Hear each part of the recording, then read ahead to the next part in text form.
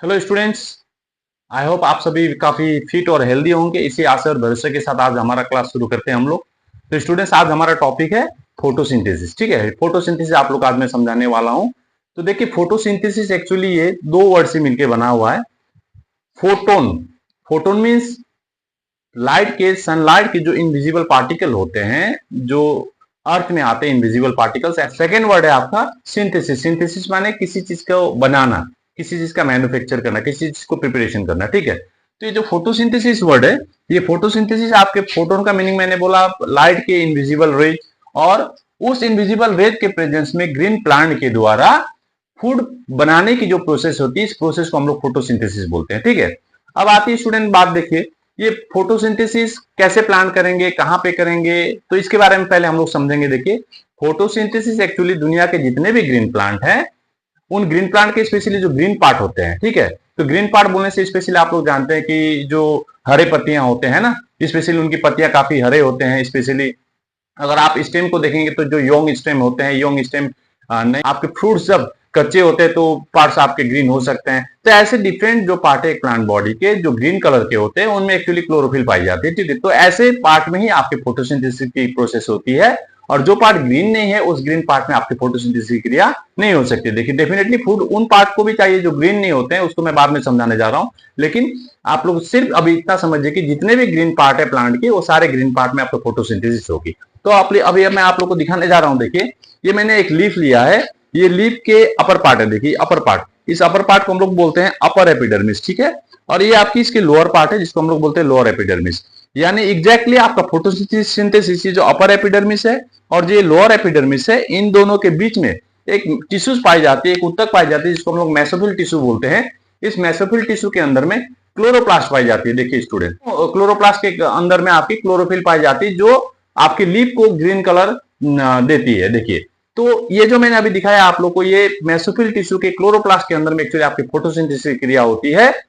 और in photosynthesis की क्रिया को करने के लिए एक प्लांट को स्पेशली चार चीजों की जरूरत पड़ती है, जिसमें से कोई भी अगर एक एब्सेंट है यानी नहीं हो सकती है। देखिए, तो सिंपली हम लोग देखते हैं वो कौन से इंपॉर्टेंट चार फैक्टर है, जिन चार फैक्टर या फिर चार कंपोनेंट के द्वारा फोटोसिंथेसिस करते हैं सारे ग्रीन प्लांट। तो आइए देखते हैं। फर्स्ट है आपकी सबसे इंपॉर्टेंट चीज है आपकी लाइट, सेकेंड वन है आपकी क्लोरोफिल, थर्ड वन है आपके वाटर, और फोर्थ वन है आपके कार्बन डाइऑक्साइड। ये चार चीजों की जरूरत पड़ती है एक प्लांट को फोटोसिंथेसिस करने के लिए, जिसमें से दो ये जो नीचे मैंने लिखे हैं जिसमें वाटर और कार्बन डाइऑक्साइड आ रहे हैं। देखिए, ये वाटर और कार्बन डाइऑक्साइड आपके रॉ मटेरियल के रूप में जाने जाते हैं। अगर आपको पूछा जाए सवाल में कि प्रकाश संश्लेषण की क्रिया करने के लिए किन दो रॉ मटेरियल की जरूरत पड़ती है, कच्चे पदार्थों की जरूरत पड़ती है, तो आप लोग वाटर और कार्बन डाइऑक्साइड का नाम लेंगे। ठीक है, ऐसे चार चीजों की जरूरत पड़ती है। तो चलिए देखते हैं कि ये सारे चारों चीज जो है वो प्लांट को एक्चुअली कैसे मिल रहे हैं। देखिए, तो फर्स्ट है आपकी लाइट। डेफिनेटली लाइट, देखिए स्टूडेंट्स, लाइट आपका सनलाइट चाहिए।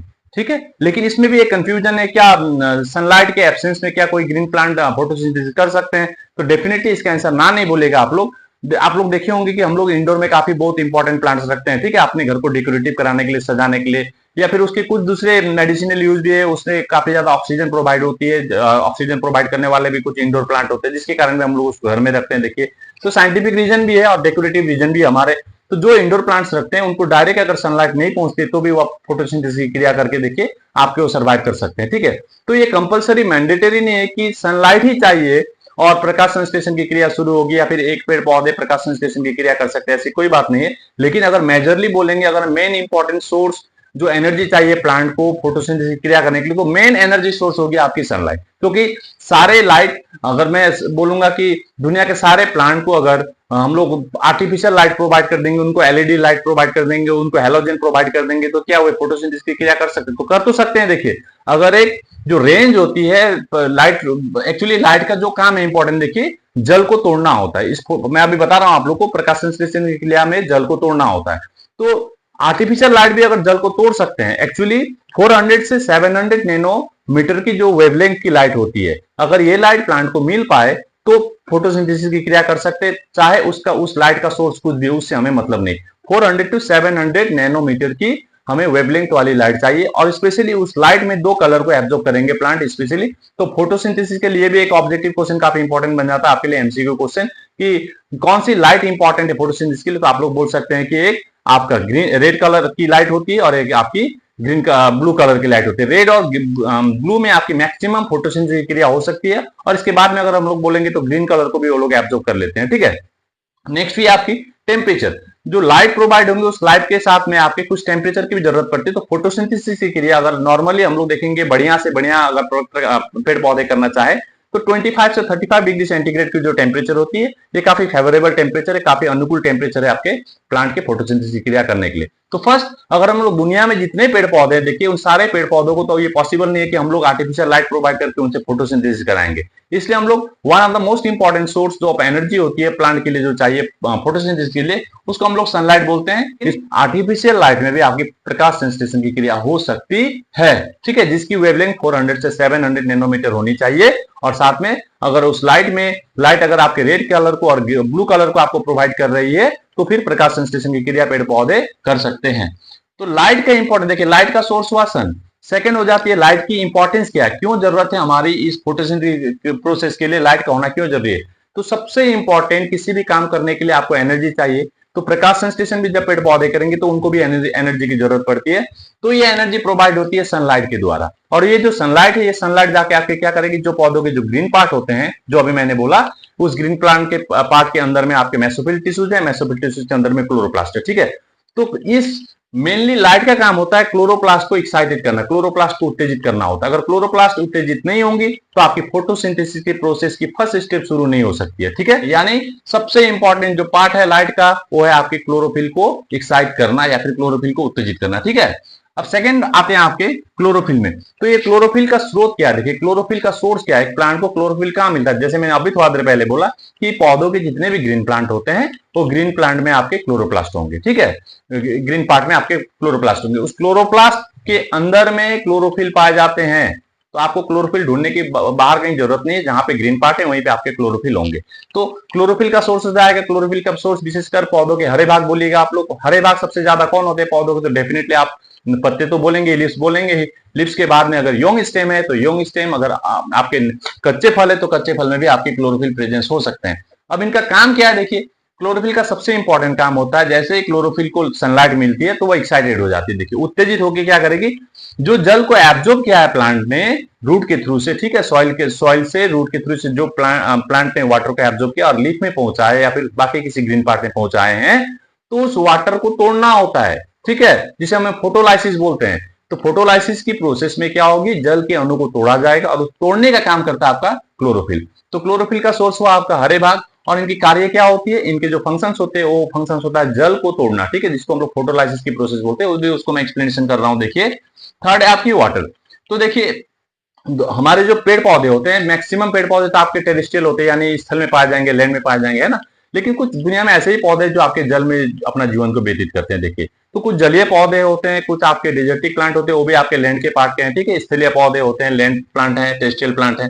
तो जो टेरेस्ट्रियल प्लांट है, देखिए स्टूडेंट, ये टेरेस्ट्रियल प्लांट के लिए सोर्स ऑफ वाटर क्या है, कहां से उन टेरेस्ट्रियल प्लांट को आपको वाटर मिलेगी। तो आप लोग बोल सकते हैं कि सॉइल के अंदर में आपके कैपिलरी जल पाए जाते हैं, कैपिलरी वाटर है, ठीक है। ये कैपिलरी वाटर को आपको ऑस्मोसिस के थ्रू से, परासरण की क्रिया द्वारा आपके प्लांट रूट के थ्रू से एब्जॉर्ब कर लेंगे, और उसमें जाइलम आपका हेल्प करते हुए उस जल को, एब्जॉर्ब किए हुए जल को आपको पत्तियों तक पहुंचाता है। तो जल का मुख्य स्रोत होता है स्थलीय पौधों के लिए आपका मिट्टी। लेकिन जो पौधे जल में है, ऑलरेडी वो जलीय पौधे हैं, तो उनके लिए उनका जो सरफेस है, जो उनकी वाटर एक्वाटिक मीडियम है, उसी मीडियम में उन लोगों को जल मिल जाएगा, ठीक है। जल का अब इंपॉर्टेंट काम क्या है, देखिए जल का जो काम होता है आप लोग को पता होगा स्टूडेंट। देखिए प्रकाश संश्लेषण का भी मैं रिएक्शन आप लोग को दिखाऊंगा। प्रकाश संश्लेषण की क्रिया में आपकी ऑक्सीजन बनती है, देखिए, ठीक है, और यही ऑक्सीजन हमारे लिए रेस्पिरेशन करने के लिए हमारे लिए एक स्रोत है। यही ऑक्सीजन के द्वारा हम लोग रेस्पिरेशन या फिर ब्रीदिंग की क्रिया करते हैं। तो ये जो ऑक्सीजन बन रहा है प्रकाश संश्लेषण की क्रिया में, ये जो ऑक्सीजन बना, ये ऑक्सीजन का स्रोत है वाटर। यानी वाटर में जो ऑक्सीजन दिखाई पड़े, H2O में जो ऑक्सीजन है, देखिए यही ऑक्सीजन ही आपके प्रकाश संश्लेषण की क्रिया के अंत में देखिएगा आप लोग बाहर निकलती है, ठीक है। तो ये जल का मुख्य कार्य होता है कि आपके प्रकाश संश्लेषण की क्रिया में जो बाय प्रोडक्ट के रूप में, उप पदार्थ के रूप में जो ऑक्सीजन निकल रहे हैं, उनका मुख्य स्रोत आपका जल है। काफी इंपॉर्टेंट क्वेश्चन होता है आपका एग्जाम के लिए, बोर्ड एग्जाम के लिए, कि प्रकाश संश्लेषण की क्रिया में उत्पन्न ऑक्सीजन का स्रोत क्या है, तो आप लोग वाटर बोलिएगा स्टूडेंट्स। और फोर्थ है आपका कार्बन डाइऑक्साइड। देखिए तो कार्बन डाइऑक्साइड का स्रोत क्या है, कार्बन डाइऑक्साइड को हमारे जो स्थलीय पौधे होते हैं वो हमारे वायुमंडल से ले लेते हैं। जैसे आप लोगों को पता होगा हमारे वायुमंडल में 0.03 से 0.04% कार्बन डाइऑक्साइड अवेलेबल है, ठीक है। इसी कार्बन डाइऑक्साइड के एब्जॉर्ब कर लेते हैं प्लांट अपने पत्तियों में, जो छोटे छोटे छिद्र होते हैं जिसको हम लोग स्टोमेटा बोलते हैं, इस स्टोमेटा से वे ग्रहण कर लेते हैं। और जो पौधे जल में होते हैं, तो स्टूडेंट आप लोग को बता दो कि जल में भी कार्बन डाइऑक्साइड घुले हुए अवस्था में पाए जाते हैं, डिजॉल्व अवस्था में पाए जाते हैं, ठीक है। तो जो पौधे जलीय होते हैं वो जल में घुले हुए कार्बन डाइऑक्साइड को ग्रहण करते हैं। तो स्थलीय पौधे वायुमंडल से ग्रहण करेंगे एवं जो जलीय पौधे हैं वो आपके जल में घुली हुई कार्बन डाइऑक्साइड का उपयोग करते हैं, ठीक है। अब ये कार्बन डाइऑक्साइड का काम क्या है देखिए, तो कार्बन डाइऑक्साइड का जो मेन काम होता है, देखिए जो प्रकाश संश्लेषण की क्रिया है, प्रकाश संश्लेषण की क्रिया में आपका सबसे इंपॉर्टेंट जो पदार्थ बनता है, फूड जो बनती है, उसका नाम होता है ग्लूकोज।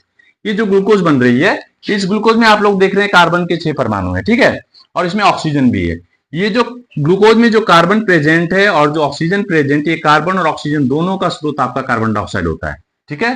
तो ग्लूकोज में उपस्थित कार्बन और ऑक्सीजन का स्रोत आपका कार्बन डाइऑक्साइड हो गया, लेकिन जो ऑक्सीजन निकल रहा है इस प्रकाश संश्लेषण की क्रिया में उप पदार्थ के रूप में, उसका स्रोत आपका वाटर हो जाता है, ठीक है।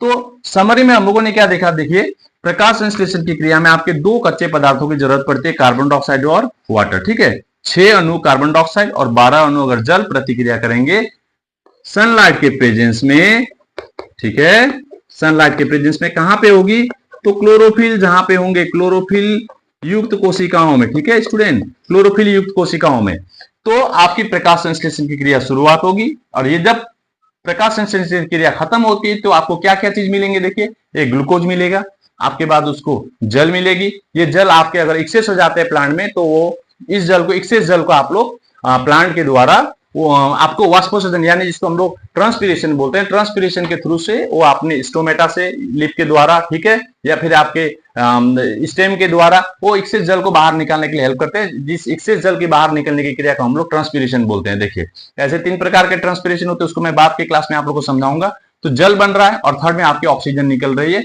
यह ऑक्सीजन हमारे रेस्पिरेशन के लिए आवश्यक ऑक्सीजन का मुख्य स्रोत होता है, ठीक है। अब बात आती है स्टूडेंट, देखिए ये जो ग्लूकोज बना, देखिए ये ग्लूकोज पेड़ पौधे बनाएंगे, लेकिन पेड़ पौधे ये ग्लूकोज बनने के बाद में जब वो अपने बॉडी में स्टोर करेंगे, चाहे किसी भी पार्ट में स्टोर करें, देखिए पौधों के विभिन्न भाग फूड को स्टोर कर सकते हैं, बने हुए जो फूड है उस फूड को स्टोर कर सकते हैं, लेकिन वो ग्लूकोज के फॉर्म में स्टोर नहीं करते हैं। स्टूडेंट ये भी काफी इंपॉर्टेंट सवाल है। देखिए तो किस फॉर्म में स्टोर आपके ग्लूकोज को स्टोर किया जाता है पौधों के विभिन्न भागों में, तो आप लोग बोल सकते हैं स्टार्च के फॉर्म में, ठीक है। ये स्टार्च इनसॉल्युबल होती है और ये इनसॉल्युबल फॉर्म में आपके स्टार्च के रूप में आपके पेड़ पौधों के, चाहे पत्ती हो, चाहे रूट हो, चाहे फ्रूट्स हो, चाहे फ्लावर, चाहे स्टेम हो, चाहे लीफ बर्ड्स हो, चाहे फ्लावर बर्ड्स हो, किसी भी पार्ट में आपके जब फूड स्टोर होंगे तो फूड आपके स्टार्च के फॉर्म में स्टोर होंगे। लेकिन जब ट्रांसपोर्टेशन की बात आती है, जब देखिए फूड को एक जगह से जब दूसरे जगह में पहुंचाने की जरूरत पड़ती है, जब उनका ट्रांसलोकेशन होगा, जब फूड का ट्रांसपोर्टेशन होता है, तो फिर स्टार्च ट्रांसपोर्ट नहीं होगी, उस टाइम वो स्टार्च आपके सुक्रोज के फॉर्म में कन्वर्ट हो जाएगी और सुक्रोज आपके ट्रांसपोर्ट हो सकते हैं प्लांट बॉडी के अंदर में। तो फूड बना आपका ग्लूकोज, लेकिन स्टोर हुआ आपके स्टार्च के फॉर्म में, और जब उनकी ट्रांसपोर्टेशन होगी एक सेल से दूसरे सेल या फिर एक ऑर्गन से दूसरे ऑर्गन में, जब उनका ट्रांसपोर्टेशन होगा तो ट्रांसपोर्टेशन आपके सुक्रोज के फॉर्म में होती है, ठीक है। तो स्टूडेंट्स अभी हम लोगों ने देखा कि प्रकाश संश्लेषण एक ऐसी प्रक्रिया है जिसमें पेड़ पौधे लाइट के प्रेजेंस में, सनलाइट के प्रेजेंस में अपने जितने हरे भाग होते हैं उन हरे भागों में जल और कार्बन डाइऑक्साइड की प्रतिक्रिया करा के ग्लूकोज का फॉर्मेशन करेंगे, जल का फॉर्मेशन करेंगे और ऑक्सीजन का फॉर्मेशन करेंगे। और इन फॉर्मेशन के लिए आपके 4 चीजों की जरूरत पड़ती है स्पेशली। एक होता है लाइट, एक होती है क्लोरोफिल, थर्ड होता है आपका वाटर और फोर्थ होती है आपकी कार्बन डाइऑक्साइड, ठीक है। तो मैंने अभी आप लोगों को सिर्फ फोटोसिंथेसिस के लिए कौन कौन सी चीज आपकी जरूरत पड़ती है एक प्लांट को, और ये एक नॉर्मल एक मैंने आपका ओवरऑल रिएक्शन दिखाया है जिसमें आपके 2 रिएक्टेंट है और 3 प्रोडक्ट आपके बन रहे हैं, इसको मैंने अभी आप लोग को दिखाया। लेकिन कैसे इस तरह से रिएक्शन होकर आपके ग्लूकोज का फॉर्मेशन होगा और ऑक्सीजन बाहर निकलेगी इन दोनों के द्वारा, उसको मैं आपको नेक्स्ट वीडियो में एक्सप्लेन करने वाला हूं। तो नेक्स्ट वीडियो डेफिनेटली मेरा मिस नहीं कीजिएगा। आज के लिए इतना ही, टेक केयर, बाय बाय।